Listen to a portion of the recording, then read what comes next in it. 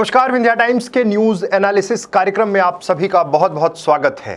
आज बात करेंगे रीवा संसदीय सीट की। रीवा संसदीय सीट जिसको लेकर तस्वीरें साफ हुई। भाजपा, कांग्रेस और बसपा चुनाव मैदान में है। मुख्य रूप से तीन ही दल, क्योंकि बाकी जो अन्य दल हैं उनका गठबंधन कांग्रेस के साथ हुआ, इंडिया गठबंधन तैयार हुआ। और अब जब रीवा संसदीय सीट की बात हो रही है तो सबसे बड़ा सवाल कि आखिर किन मुद्दों को लेकर लोकसभा चुनाव 2024 रीवा संसदीय सीट में लड़ा जा रहा है। बीजेपी की पूरी कोशिश है कि केंद्र की योजनाएं और केंद्रीय नेतृत्व ने जिस तरह से खाका तैयार किया है लोकसभा चुनाव का, देशव्यापी बनाने का, राष्ट्र के मुद्दे, उन मुद्दों को लेकर रीवा संसदीय सीट में भी चुनाव हो। हालांकि देश की सरकार चुननी है, इसलिए ये चीजें कई बार कारगर तो होती हैं, लेकिन इससे इतर विपक्ष ने पूरी रणनीति तैयार की है स्थानीय सांसद और स्थानीय मुद्दों पर केंद्रित इस चुनाव को बनाने की।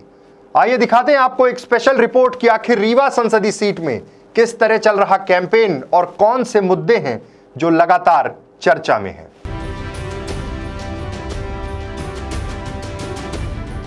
लोकसभा चुनाव 2024 को लेकर भाजपा, कांग्रेस ने अपनी ताकत दिखानी शुरू कर दी है।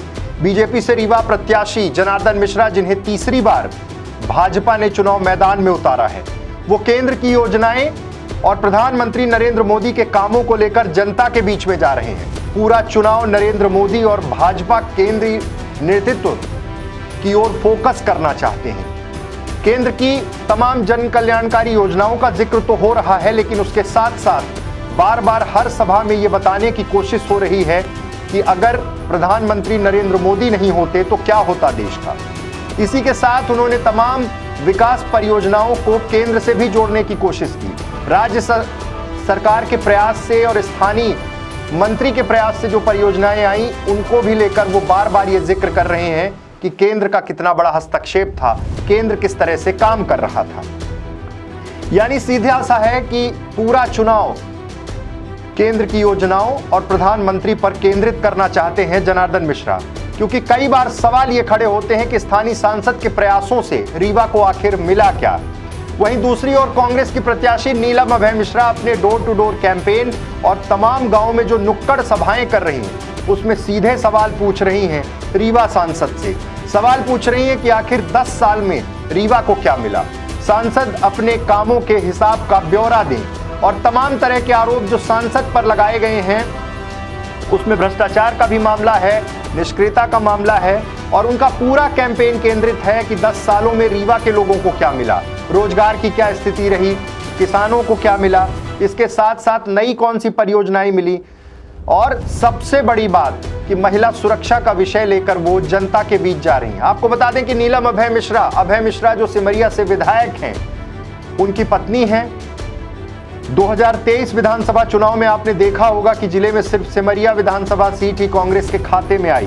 तब से ही ये कयास लगे थे, लेकिन जब ये नाम फाइनल हुआ और जिस तरह से कैंपेन अलग अलग क्षेत्र में, ग्रामीण क्षेत्रों में, और सीधे सीधे उस कैंपेन का एक हिस्सा है जिसमें वो सांसद पर तमाम तीखे प्रहार और आरोप लगा रहे हैं। उनका कहना है कि स्थानीय मुद्दों पर ही ये चुनाव है, क्योंकि हमें सांसद से जो काम होने थे, सांसद के माध्यम से जो काम होने थे, उनका हिसाब चाहिए।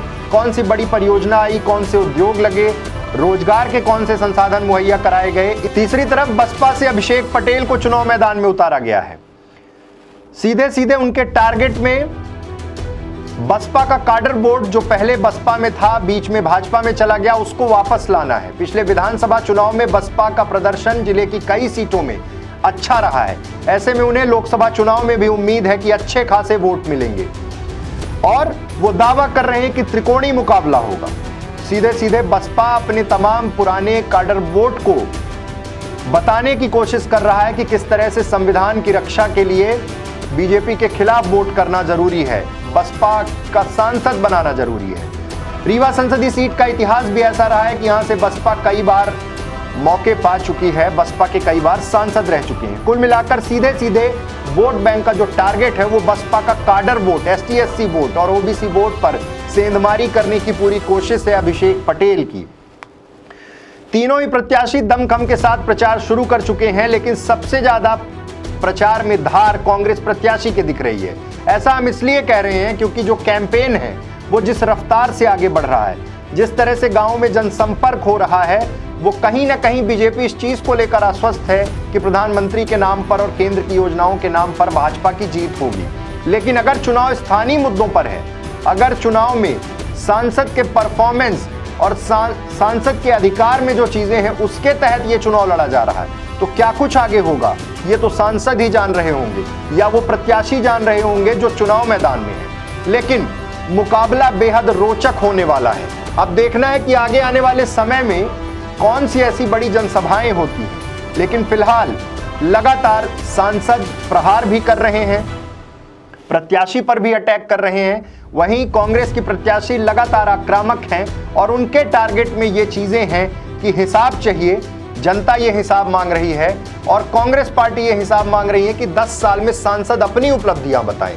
10 साल में अलग अलग विधानसभा क्षेत्र, अलग अलग गांव में क्या योजनाएं, क्या परियोजनाएं लेकर आए हैं, सांसद निधि से कितना पैसा खर्च हुआ है। इस तरह के तमाम मुद्दे आज गली गली में, चौराहे चौराहे में चर्चा में हैं। लेकिन बसपा दोनों ही प्रत्याशियों का खेल बिगाड़ने के लिए उतरी है मैदान में। कितना कारगर हो पाएगी ये देखना बहुत महत्वपूर्ण होगा। लेकिन फिलहाल तीनों प्रत्याशियों का कैंपेन तेजी से चल रहा। वहीं इंडिया गठबंधन के तमाम सहयोगी भी अब मोर्चा संभाल रहे हैं, जिसमें आम आदमी पार्टी, एनसीपी, शरद पवार, उसके अलावा Samajwadi party, communist party, CPM, CPI, तमाम जो दल हैं ये सब कांग्रेस के साथ इंडिया गठबंधन में हैं। कितना असर होगा ये तो वक्त बताएगा। लेकिन चुनाव प्रचार जिस तरह से चल रहा है, केंद्र के मुद्दे बनाम स्थानीय मुद्दे, इस डायमेंशन में ये पूरा इलेक्शन घूम रहा है। केंद्र की योजनाएं बनाम स्थानीय सांसद के कितने प्रयास हुए, इस पर कांग्रेस ज्यादा केंद्रित है। कौन कितनी दूर तक पहुंच पाएगा। रीवा संसदीय सीट, 8 विधानसभा सीटें हैं, 2 जिले मिलाकर ये पूरा एरिया कवर होता है। दूर दूर तक इस भीषण गर्मी में, जब गर्मी तेजी से बढ़ रही है, पारा ऊपर जा रहा है, तो चुनाव भी अपने उफान पर पहुंच रहा है। देखना है कि आगे क्या परिस्थितियां रीवा संसदीय सीट में निर्मित होती हैं। बहुत बहुत धन्यवाद।